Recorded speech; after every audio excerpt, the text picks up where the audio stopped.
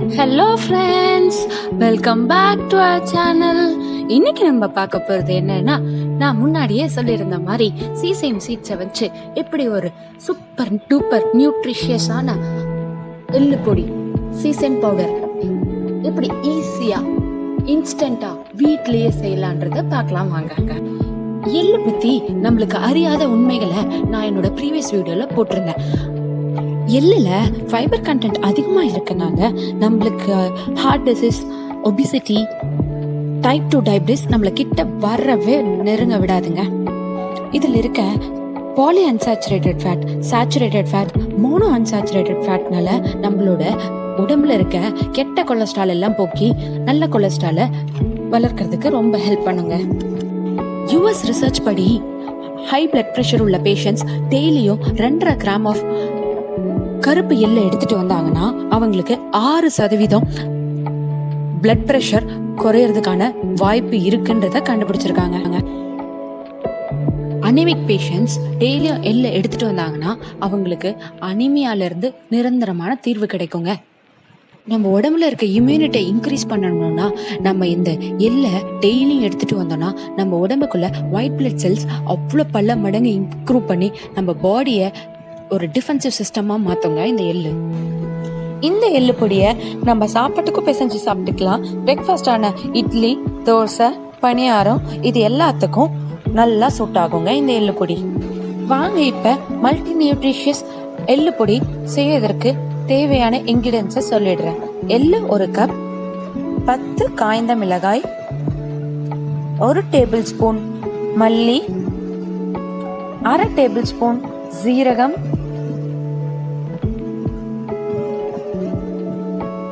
பட்டை 2 துண்டு, சோம்பு 1 டேபிள் ஸ்பூன், கசகசா 1 டேபிள் ஸ்பூன்.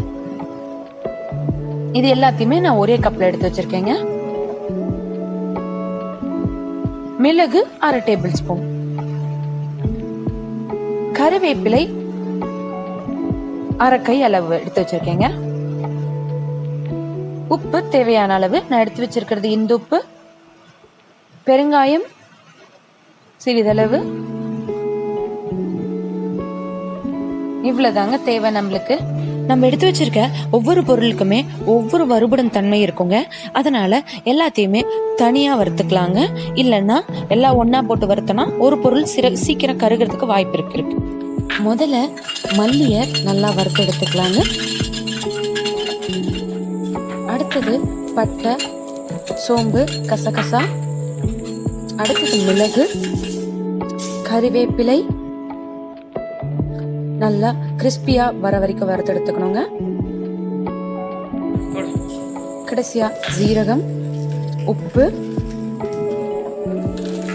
காய்ந்த மிளகாயும் ட்ரை கடாயில வறுத்து எடுத்துக்கலாங்க. கடைசியா நம்மளோட மெயின் இன்கிரிடியன்டான எள்ளை வறுத்து எடுத்துக்கலாங்க. எள்ளு நல்லா பொரியற வரைக்கும் வறுக்கணும். பெருங்காயத்தையும் வறுத்துக்கலாங்க.